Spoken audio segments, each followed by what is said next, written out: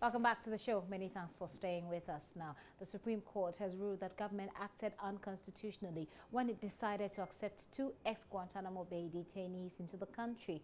The arrival of Mahmoud Mohammed bin Atef and Khalid Mohammed al-Dabi into the country in 2016 sparked huge public uproar over the possible security implications, as the two were believed to be former al-Qaeda terrorists. 86-year-old retired conference officer at the Ministry of Foreign Affairs, Margaret Banfo, and student at the Ghana School of Law, Henry Nana-Boakye, in January 2016, headed to the Apex Court to challenge the move by government. The court, presided over by Justice Sophia Akufo, in its ruling said the agreement was unconstitutional. JoyNews' Joseph Akable, of course, was in court, and of course he has three big issues today from court: GITMO, the GITMO 2, the Judgment Debt Commission, and Law School. Well, let's start with the GITMO, as we've just introduced it. You're welcome. Thank you. You've been busy. Very busy there at the Supreme Court. The justices have equally been busy as well. It looks so. So tell us about GITMO, the GITMO 2, and how it all went down in court today, even though you've given us a brief background to it. So essentially, the argument that was advanced by a lawyer for the plaintiffs was that Article 75 of the 1992 Constitution was very clear that a president can enter into an international agreement on behalf of the country, but the two of that provision says that such agreements need to be ratified by Parliament. So they had argued that when the president was entering into that agreement with the US government, he ought to have taken it to Parliament for approval. Now, the position of the state attorneys handling the case was that this agreement was the type that didn't require such approval. In fact, initially when this story came out, then President Mahama told the country that we didn't really have a formal agreement between Ghana and the US government, but rather it was more or less on humanitarian grounds that we decided to accept the two. Now, interestingly, at the initial part of the case, the view advanced by the state attorneys was same to that of the president. But later on, they amended it and went on to say that indeed there was some form of agreement. Now, the court asked them to provide the agreement for them to have a look at it. They said that it's such that it's a security document, they cannot disclose it. Then the court said, that is for us to determine. Bring the documents, let me have a look at it. If it's that way, I'll allow it. So on that day, it was an in-camera hearing. We were not allowed into the courtroom. The judges had a look at it. Because and of the nature of the information. Yeah. But after looking at it, the judges held that it was not something that was secretive that could not be provided for the court itself as a court document. So that had to be tendered in. Then now, in deciding the case itself, Chief Justice Sophia Akufo, reading the judgment, said that as far as they were aware, the Constitution was clear that the president can enter into international agreement, but it needs to be ratified by Parliament. And failing to do that, it was unconstitutional, a decision taken by then President John Mahama. It's the orders that is pretty much interesting. They are directing that within 3 months, the current government should take the agreements to Parliament for ratification. If they fail to do that within 3 months, the two gentlemen need to be taken back to the bay where they were brought back from, or perhaps taken back to another country, depending on who the US is able to secure such agreements with. That's a very interesting situation indeed. And of course, we know today that the Foreign Affairs Ministry has been engaging the American Embassy. We're waiting on Elton for that particular story, but it'll be interesting to find out what the embassy here will have to say about it. But how did the lawyers receive the ruling of the judges? The lawyer for the plaintiff, Nane Jewa, who led this charge, he is clear in his mind that it's a good decision for our democracy to go a long way to improve upon how the country relates with other countries as well. So we can listen to him. All right. There'll be clear guidelines as to how we conduct the affairs of the state, which is the distinction between a democracy and a military rule. And that is exactly what has happened today. I'm very happy. I mean, the Americas, the United Kingdoms, and other advanced democracies, we all see and appreciate. You know, the things they do that we appreciate, they never happened overnight. It took decisions like these. For instance, the decisions of Mabry versus Madison, and so many decisions that made America what it is.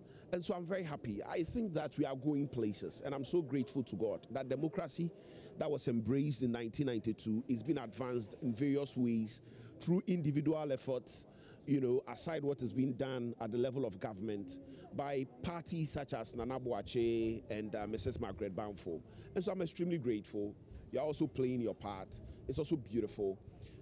We should continue, you know, through such actions in court, you know, to correct errors on the part of state actors, you know, for the advancement of our democracy and its entrenchment. Lawyer for the plaintiff, the interesting times ahead, it appears indeed. We also understand that the Supreme Court has shut down some findings of the sole judgment debt Commissioner Justice Yao Apel, who is now a Supreme Court judge himself. Akable is here, of course, with more on that. So it all started in 2012 when then President Mahama again set up the sole commissioner, or the Judgment Debts Commission. Essentially, it was at a time that there had been lots of reports of judgment debts the state was being asked to pay. So he asked that the sole commissioner goes into it and look into it and makes recommendation where necessary. Now, as private legal practitioner, Claude Opon initiated this action at the Supreme Court. He was of the view that certain comments made in the report are sought to more or less set aside the judgments of higher courts, and he doesn't understand why that should happen. The cases had to do with one involving Sky Investments, and the other has to do with Alfred Woyeme versus the Attorney General and two others. Now, the Commission's report stated that some of the payments made, the ones that Alfred Woyeme got a court order to grant it, said that the judge didn't do due diligence, and as a result of that, it was null and void. Now, the second also has to do with the Sky consult, where the explanation going is that, indeed, it was not done in an appropriate manner. They questioned the manner by which the judge arrived at a decision, and so for which reason they decided to initiate the action. Now, the point the plaintiffs made was that, if a court has come to with a decision and a president who belongs to the executive has appointed a commissioner to look into it, and there's a recommendation that sets aside a court judgment, that affects the independence of the judiciary. And that is what the justices agreed with today, and said that those aspects of the report have been more or less, are unconstitutional, and they've been expunged entirely from the report. So if that is unconstitutional, then what then are the implications for all the decisions that it took, that particular court took? So what it means now is that, if there's any action that any state institution was undertaking, so assuming they said it was wrongful payment in some of the instances, and the state agency was, as a result of that, trying to retrieve the money, they have to seize that retrieval, because the court is saying that commission's recommendation was more or less trying to set aside an action of a judiciary, and they are saying that it's only a higher body within the judiciary. So for instance, if a high court comes out with a decision and you disagree, you go to the appeal court. If the appeal court comes out, you disagree, you go to the Supreme Court. You don't have another commission of inquiry being set up by the executive to set it aside entirely, else the danger could be that going forward, if there's any development and the president is unhappy with it, he just has to set up a commission, they'll come out with the recommendation to review it. So that's basically a bad precedent. But then what implications does it have for a case like the Woyome case? For the Woyome case, that is one thing that is interesting, in the sense that even though that Judgment Debt Commission report came, that has not stopped it. A lot has happened since then. The state has been trying to retrieve its money. The Supreme Court has asked the state to go ahead and do the retrieval. We also know that on 29 June, Mr. Woyeme will be in a witness box to answer questions on the properties he owns, as well as other things. So it's more or less like it's still affirming that what the court is already doing. So the Judgment Debt Commission's report didn't really change much with regards to that. Didn't really change much. I see. That's a very interesting one. And then the next one will be the Ghana School of Law. We do know that there are some rulings as well on that case. Bring us up to speed on it. The requirements for persons who have studied law for first degree and they want to become lawyers is that they have to take an entrance exam at the Ghana School of Law and also go for an interview, after which they'll be accepted. Now, a US-based Ghanaian Professor Kweku Asare initiated the action at the Supreme Court. His argument was that they've capped the number. They admit 251 students yearly out of about 1,300 students that graduate from various law faculties across the country. So he said the actions of the Ghana School of Law through the General Legal Council was unconstitutional, for which reason he initiated the action. Now, the court today agreed with him that indeed it was unconstitutional, but they are saying that, for the present academic year, the upcoming one, because things are far advanced, they are allowing them to use the same system, but for the next year, they should start implementation to ensure that if they want to go by that system, they should get the appropriate legislation through Parliament to back it before they can go ahead with that. But Professor Asare is unhappy about that. His view is that the court is saying it's unconstitutional. Why are you saying that those will be taking the exam in September and October? Why should they go ahead with the same process? No. So you are asking them to repeat an unconstitutionality, and he is threatening that he may want to head back to the Supreme Court. Yeah, so on that bit, we can hear him speak. Sounds like an interesting thought, though.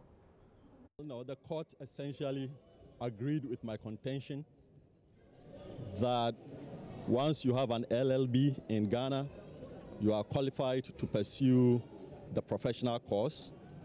The court agreed with my contention that the council's imposition of an interview and an examination requirement violated several provisions of the Constitution.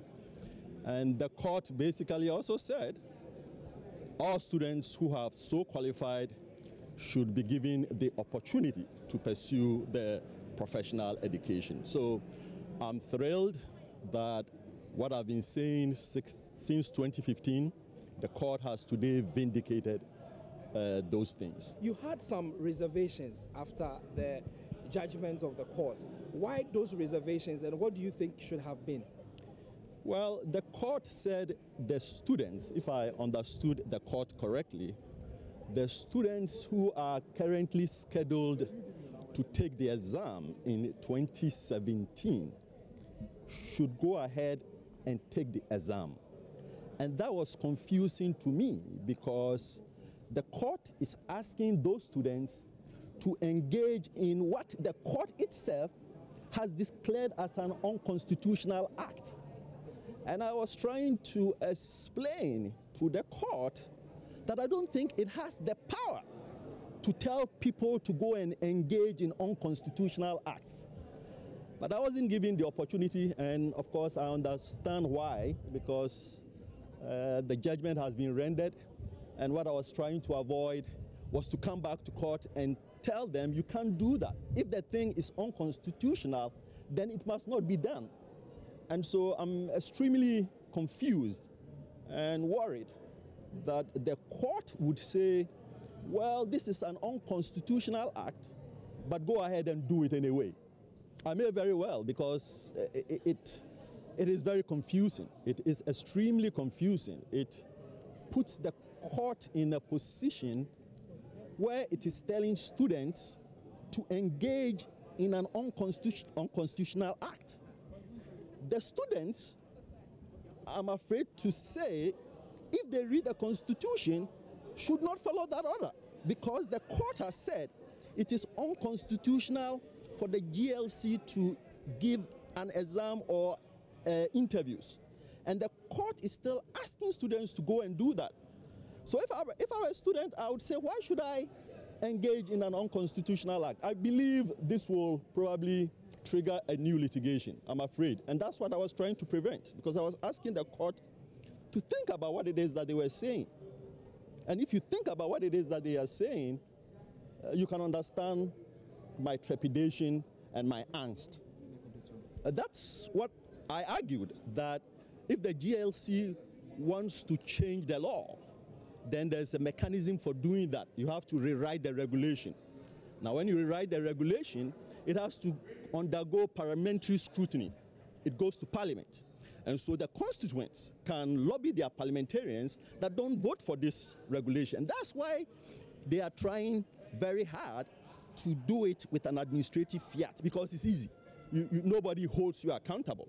But when you write a regulation, it goes to Parliament, and everyone here who is a law student will call his parliamentarian and instruct them. We don't want you to vote for this thing.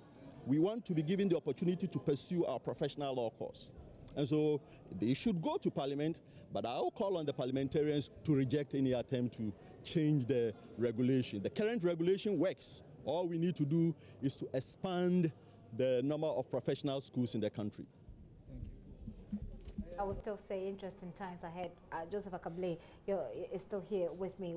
What were the reactions from some of the law students? It looks in the background as though that they came there in their numbers. Quite a lot of them. What is interesting is that some came from the Ghana School of Law, the Makola campus itself. There were others who came from the Gempa campus, and there were some who were actually lawyers. Others too are now law students who are at Legon and other institutions. So they are more or less looking forward to something favorable that will benefit them, to enable them enter. So then excuse their reaction, but Exactly. tell me about it. So the mixed reaction in the sense that they are glad the Supreme Court says it's unconstitutional, but they are unhappy that it still has to be used for this year, because a good number of them, they will be taking part in the forthcoming exam. So that is the bit of unhappiness in there. And again, about the fact that it means again that if the General Legal Council is able to initiate the process quickly and Parliament gets the approval, it affirms the same system that we are already describing as unconstitutional. Then it's like back to square one. Exactly. I see. Interesting. There were also some recommendations that were made by the Supreme Court today. Can you take us through those recommendations? A key one is they are suggesting that because of the constraints we have human resource-wise and finance to provide appropriate structures across the country, they could look at a case where the General Legal Council informs accredited institutions, they give them a quota each. So for instance, you indicate that Legon is entitled to 400, you indicate that Tech is entitled to 200, you give them the numbers so that when they are admitting students into their law faculties, they take that number into consideration, knowing that if I'm admitting 10 students, I should take 10 because I have 10 as the slot. But so it still doesn't change. It still doesn't change the fact that there will still be a lot more qualified people who want to study law who wouldn't get the opportunity. The only difference now is that it shifts the bottleneck from the level of the Ghana School of Law to the university level. So that becomes the challenge now. That's interesting. Very interesting day it has been for you. What was your own reaction? Oh, so just monitoring. I mean, a lot was happening too fast. I know, right? It looks like 3 huge issues that were on their table today. Thank you very much, Joseph, for bringing us all of those details. Joseph Akable has been in court, always in court for us.